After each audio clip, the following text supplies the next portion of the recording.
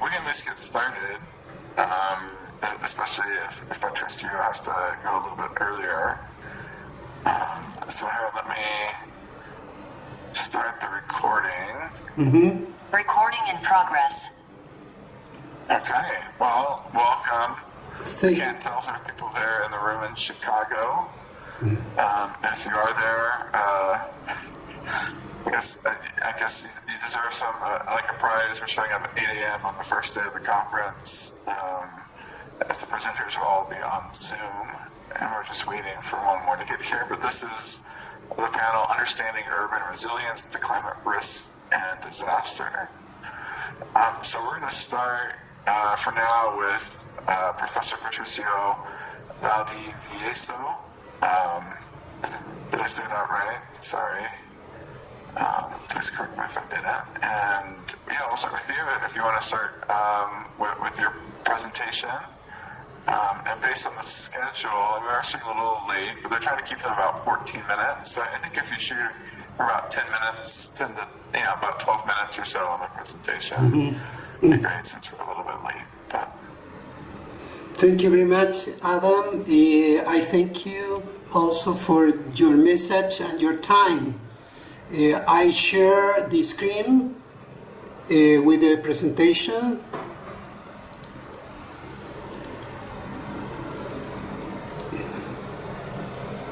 Oh, I'm sorry, here.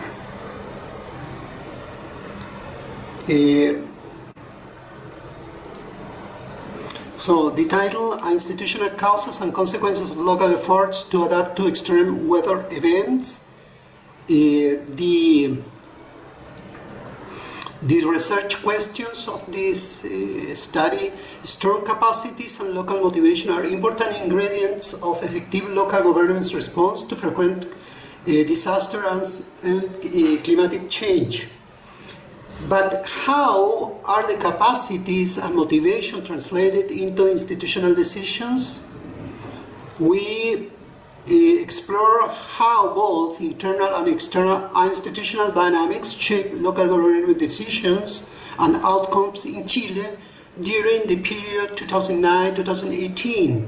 We test hypotheses with regression methods using longitudinal data from 345 Chilean municipalities over an 11-year period and analyzing the evidence with support of qualitative data. Now I limit myself to quantitative analysis.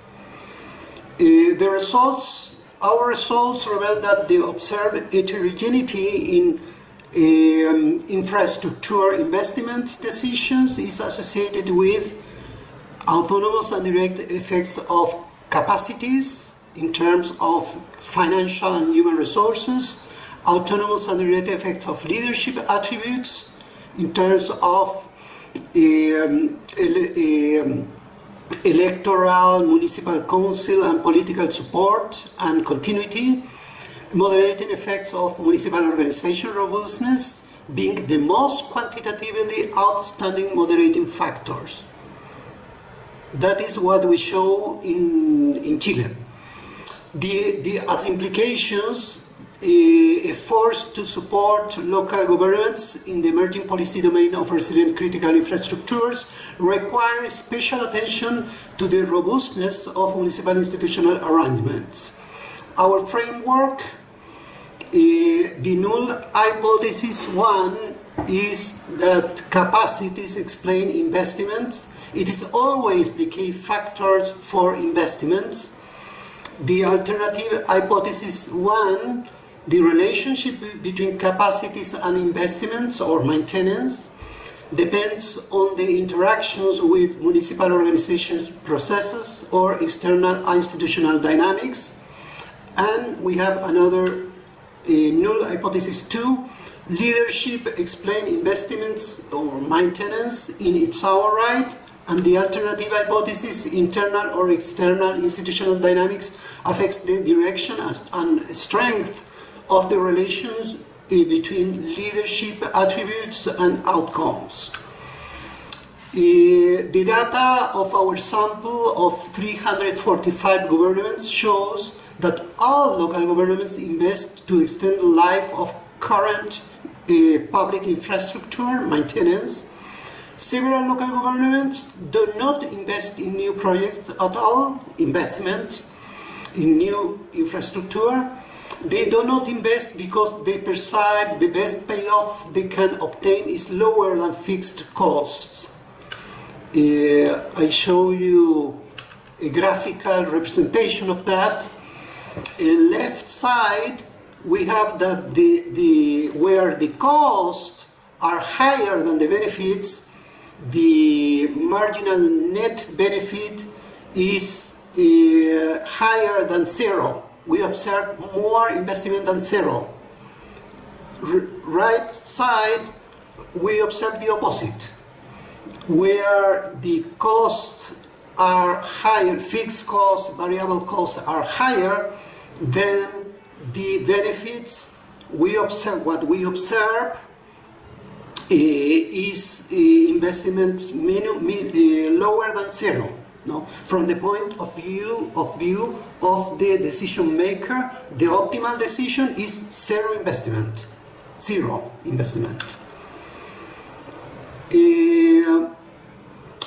The other important point is the moderating effects. The equation 1 shows that the output variable investment or maintenance is driven by capacity, leadership, municipal organization, or external institutional variables. And we estimate that as dependent variable, we operationalize the concept of the output, local government decisions, as investment and maintenance in critical infrastructure. Independent capacity variables are resources, financial resources variables, human resources variables, and skills, educations of the mayor and the personnel, the professionals. The independent variables leadership are electoral council, municipal council, and political support, and continuity, incumbency, continuity. The moderate municipal organization variables are accountability and municipal organization robustness in terms of planning, coordination, internal coordination, integration, etc., and transparency. And the moderate and external institutional dynamic variables are transfers from national government, regional government, horizontal transfers between municipalities. We use control variables. The control function, we'll write 2010, variables related to the biophysical context in the communities. The results, we have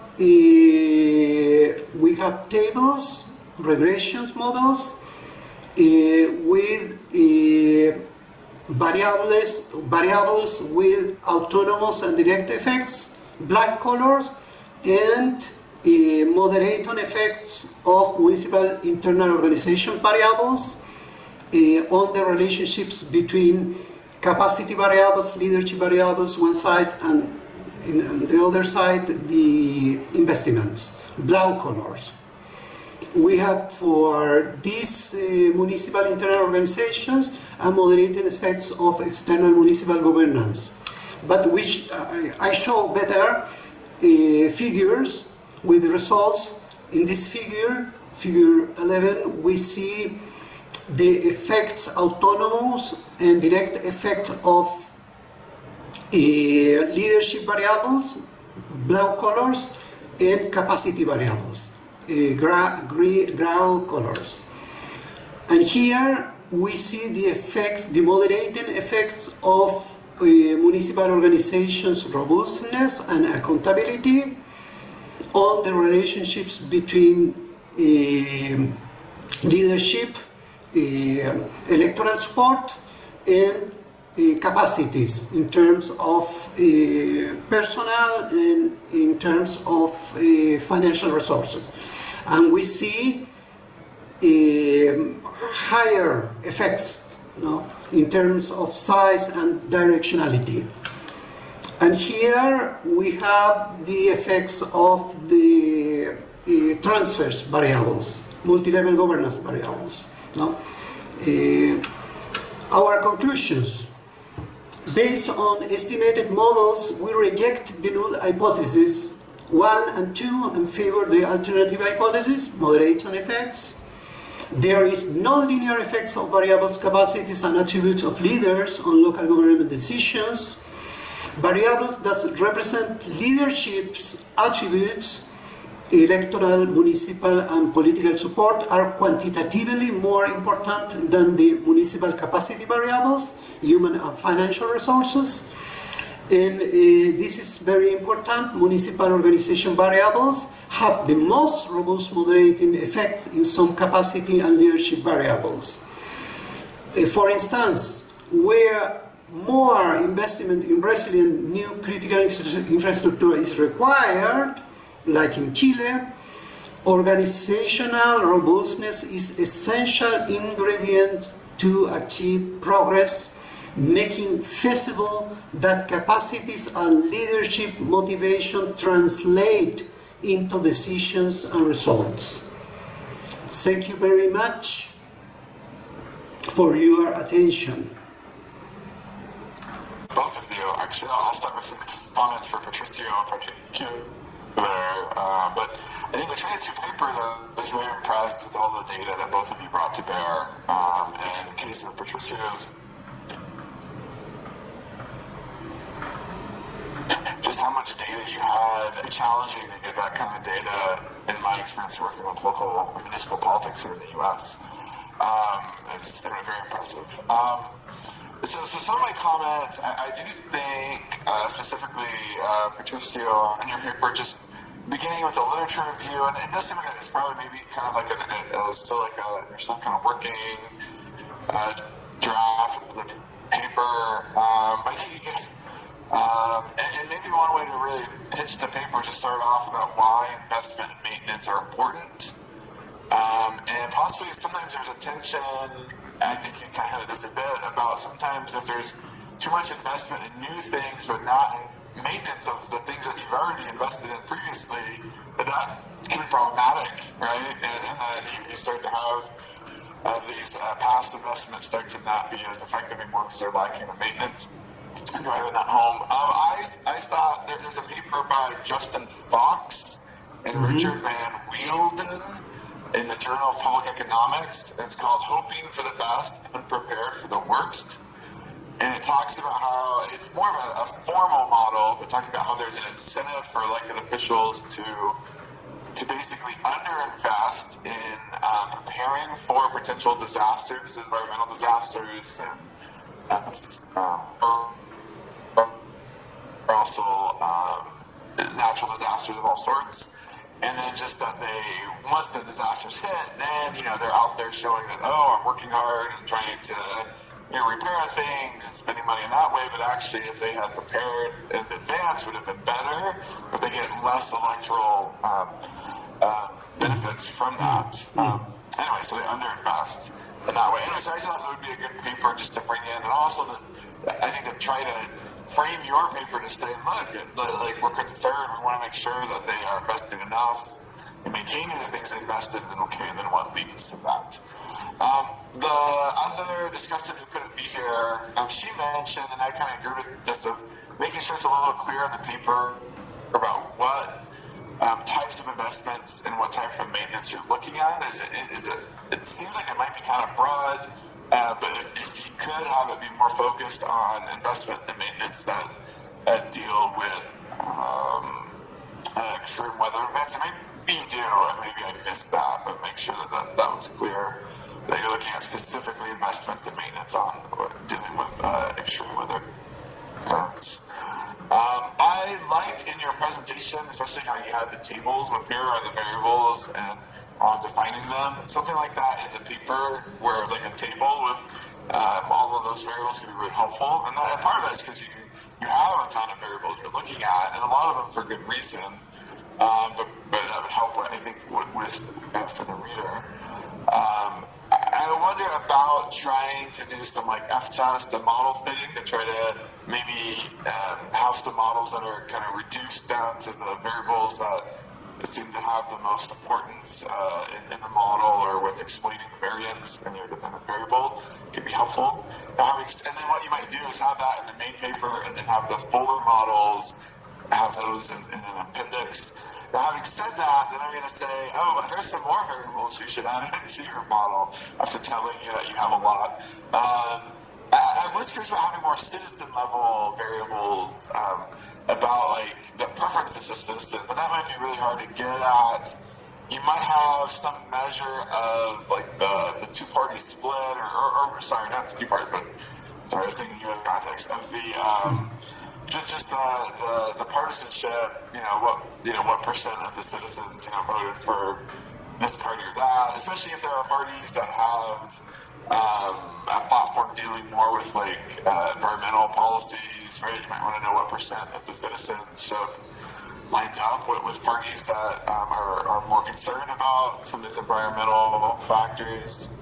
The other I was thinking of is also like demand or need for maintenance or investment. And again, I'm not sure if you have that available, but or it might be like a lag variable, like if you have like a lag on how much they've spent on investment or maintenance in the past. So it could be some of these cities, if they're spending less on maintenance because maybe they did a bunch of that the previous decade or something. So trying to account for where they already are at in their investment maintenance of infrastructure. Another one I was thinking was a vulnerability to some of these different extreme weather or events or natural disasters. So some places might be more prone to, like, if there is, for example, all of a sudden a big rainstorm that causes flooding, right? They might be more if they're on like kind of a mountainside. That's the case here in Utah, or similarly kind of a dry environment with mountains and earthquakes. And if you're kind of, right up against the mountainside, they're more prone to like mudslides and things like that when all of a sudden you do get rain. Anyway, so maybe accounting for that might also help explain when they're going to invest more.